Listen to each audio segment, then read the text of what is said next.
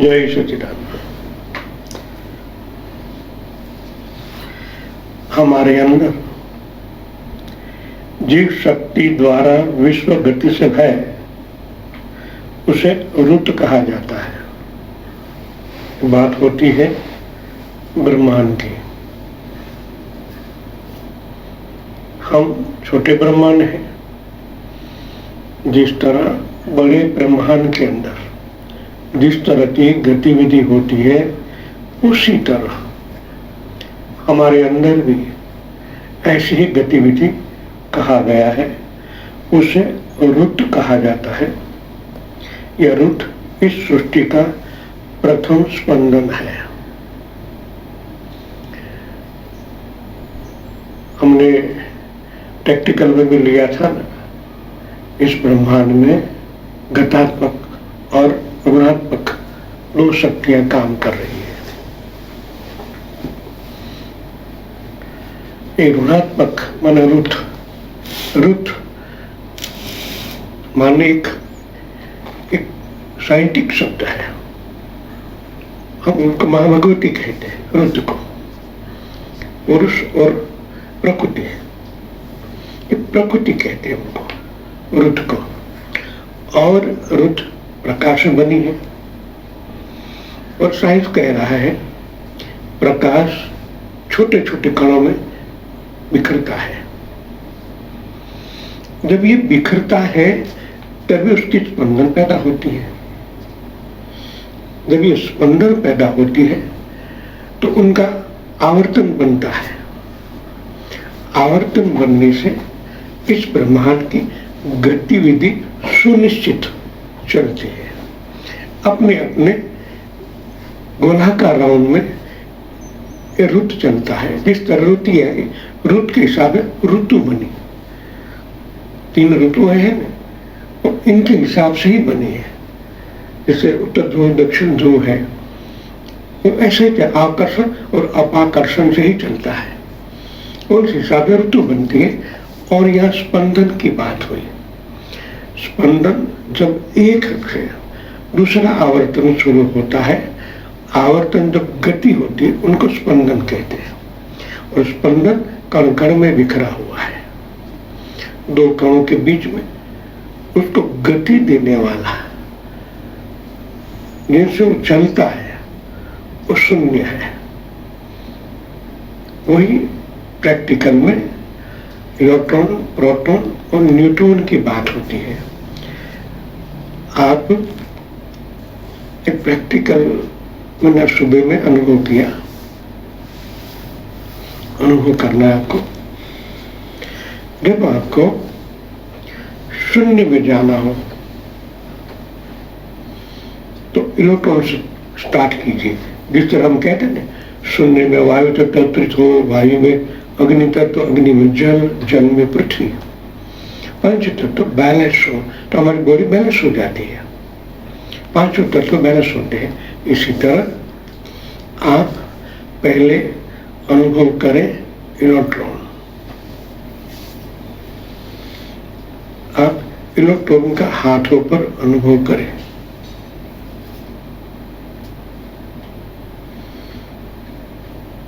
मैं इलेक्ट्रॉन की स्पंदना के साथ एक हो रहा हूं।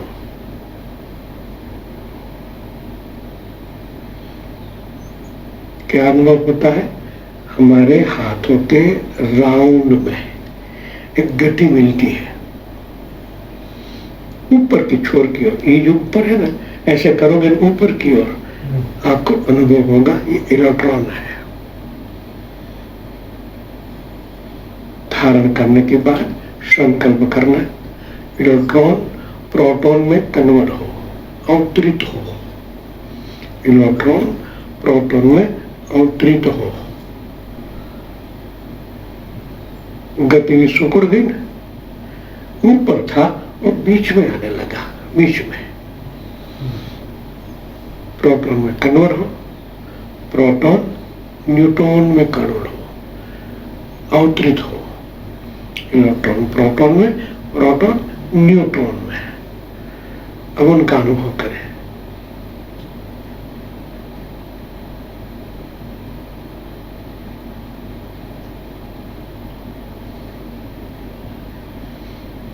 आप महसूस कर पाओगे।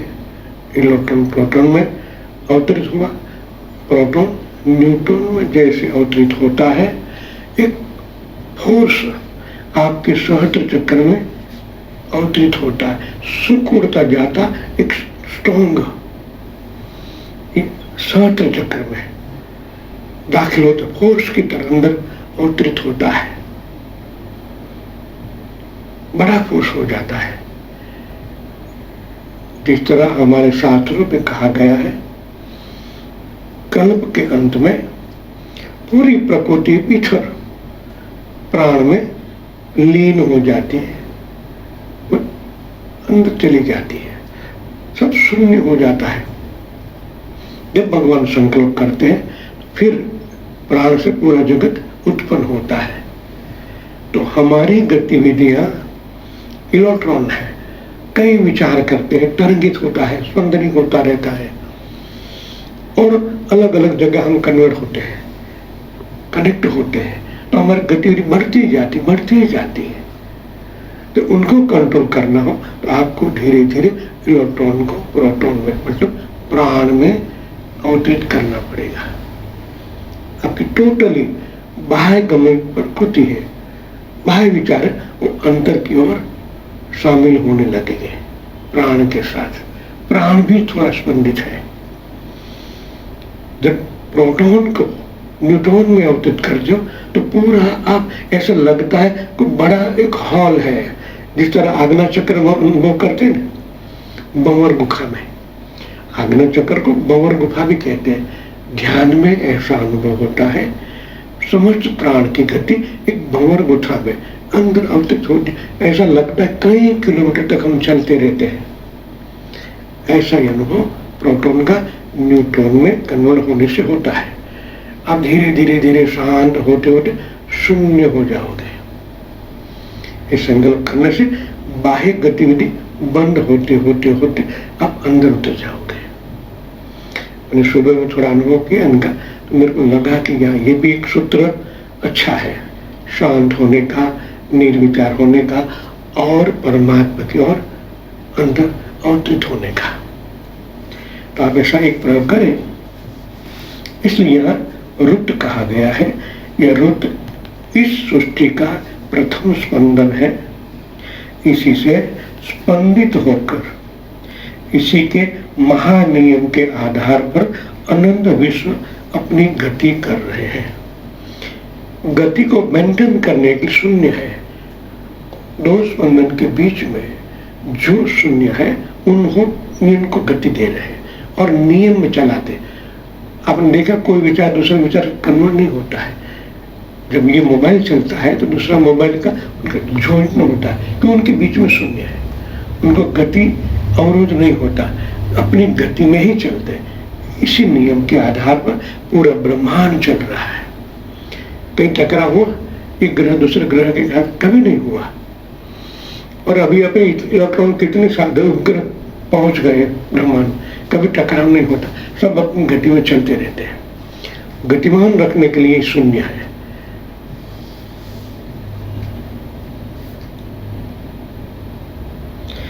रुद्र का दर्शन भगवान के समावर्त स्वरूप का परिचय है। रुद्र का माने प्रकाश का दर्शन भगवान के समावर्त स्वरूप, जो साम्य स्वरूप है भगवान का, उनका साथ कनेक्ट होने से ईश्वरी तत्व का अनुभव होता है। इस दर्शन होते ही मनुष्य में विचार, वाणी और आचरण की क्षमता स्थापित होती है, शुद्ध होने लगते हैं। जैसे प्रकाश प्राण के साथ हम कन्वर्ट होते हैं तो हमारे विचार, हमारी वाणी और हमारा आचरण माया के साथ कनेक्ट थे, तो उनके साथ हम थे, तो उसमें कई प्रकार के अशुद्धियां, अज्ञानता थे। जब हम धीरे धीरे धीरे जब इस प्राण की ओर जाते हैं तो आपने नेचुरल अनुभव किया होगा, हमारे विचारों में अलग प्रकार की बनावट आ गई। हम नेगेटिव नहीं सोचेंगे, पॉजिटिव की ओर चले जाएंगे। तो ये होने से आपके अंदर जब वो रिबाउंस होता है प्राण, तो आपके अंतःकरण को शुद्ध कर देता है। जब जैसे अंतकरण शुद्ध होता है तो वाणी में चेंज होता है, एक कंट्रोल आ जाता है। जितना चाहे उतना ही हम वाणी का उपयोग करेंगे, क्योंकि हम समझते हैं कि वाणी रिकॉर्ड हो रही है इथर में, और इथर से प्रारब्ध बनता है, और जैसा प्रारब्ध बनेगा वैसे ही हम बनेंगे। नया जन्म हमारा वैसा ही बनेगा। इसलिए वाणी पर कंट्रोल आ जाता है। हम समझते हैं, पहले अज्ञानी थे और समझने लगे, जो मैं बोलूंगा वो होता ही है। आप दूसरों को वाइब्रेशन देते हैं तो होता ही है ना, क्योंकि आप जिस हाथ ऐसा करते हो, हाथ फैलाने से आप प्राण के साथ कनेक्ट होते हो। अब जब जो वाणी आप बोलते हो, सीधा उनमें परिवर्तन होने लगता है। कैसा भी रोग हो चला जाता है, क्योंकि प्राण शक्ति उनके अंदर शामिल हुई है। तो आप सांसों सांस में प्राण ही तो ले रहे हो, तो समझो इन बात को। उठे बैठते जागते सोते प्राण ही काम कर रहा है। प्राण है तो आपका जीवन है, प्राण है तो सपने भी देख रहे हैं। बिना प्राण से कुछ नहीं होता। तो ये हमें अज्ञात मन में उतारना है। हम जो सोच रहे हैं, जो देख रहे हैं, जो हम सुन रहे हैं, प्राण से ही होता है, और मैं प्राण ही तो हूं। भगवान का वचन है, मेरा ही सनातन अंश। तो हम हैं, उनको मान लेना है। तो आपकी वाणी, आपका आचरण चेंज हो जाएगा। ये आचरण शब्द से औरा बनता है, और औरा से आपका जीवन, आपका जीवन ही नहीं औरों का जीवन भी प्रभावित होता है। आप मुखिया हो घर के, आपका औरा जैसे बच्चों में लेके गिरेगा, टच होगा, तो बच्चे वैसे ही तो सोचेंगे, वैसे ही उनके अंदर आचरण अवतरित होगा।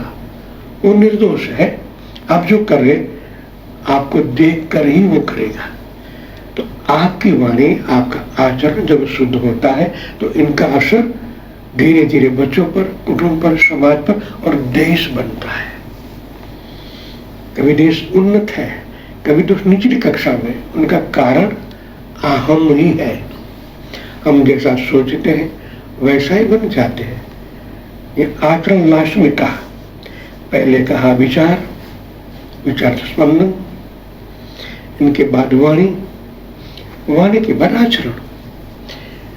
वाणी जैसे हम सुनते हैं वैसा ही सोचते हैं, और सोच सत्य से ही प्रकट होती है। उनको दोनों का मिलन होता है।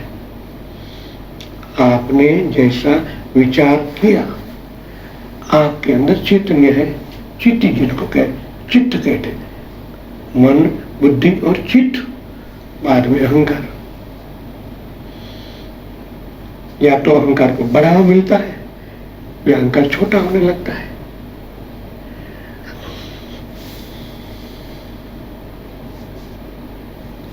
बाहर से दिखाई पड़ती विषमताओं के बीच भी परमात्मा शक्ति के समत्व का सूत्र चला आता है। इसे इनके द्वारा परखा जा सकता है। प्राचीन काल में विद्यार्थी गुरु कहाँ वहां रहकर भी वेदों का अध्ययन करते था। इस अध्ययन में उसे सत्य व ऋतु का दर्शन कराया जाता था, क्योंकि ऋषि के आश्रम में वातावरण भी पॉजिटिव होता है। खुद ऋषि ज्ञाता होते हैं वेदों, उपनिषदों और परमात्मा के। उनसे मुंह से निकला हुआ शब्द सत्य बनता है।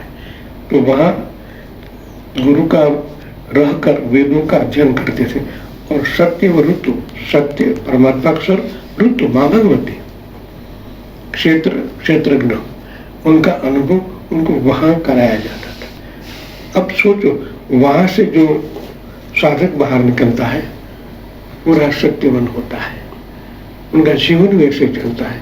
और ऋतु काल भी वैसे ही चलती थी, आज चेंज हो गई, क्योंकि हमारी वाणी वर्तन चेंज हो गया।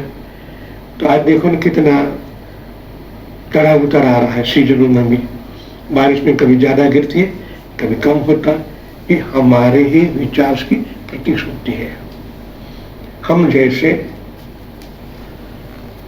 हम जैसे सोचते हैं इधर में ऐसा ही होता है, इसलिए सोचकर सोचना चाहिए क्यों ऐसा होता है, हम तो बिगाड़ते हैं। तो जैसे जैसे आप ध्यान में सत्य की ओर जाते हो तो आपकी वाणी वर्तन चेंज हो जाता है। कोई चेंज इस ओरा में आता है, ओरा जैसे फैलता है तो इस समाज प्रकृति में भी चेंज होता है, तो प्रकृति की सेवा हो जाती है। हमारे अंदर भी बदलाव, बाहर जगत में बदलाव, तो सब लोगों के अंदर ये अवतरित हो जाता है, तो वह ये सतयुग बन जाता है। सत्य का मतलब यही होता है, युग माने आवर्तन, जो हमारे ऋषियों ने बनाए सतयुग, द्वापर, त्रेता, कलयुग, तो सतयुग बन जाता है। देवों का और कोई हम ही देव है। हमारा अवाणी वर्तन से ही पाताल बनता है और सतयुग स्थापित होता है। राम सर ने कहा हम सुधरेंगे जग सुधरेगा। तो यही शुरुआत हमसे ही करनी चाहिए। उसने ऐसा किया, उसने वैसा, ये नहीं, शुरुआत हमसे होनी चाहिए। हमारी वाणी वर्तन आचरण शुद्ध होने से उनका प्रभाव दूसरों पर भी इतना ही पड़ता है। आप इनका सतत चिंतन मनन करें। जय सच्चिदानंद।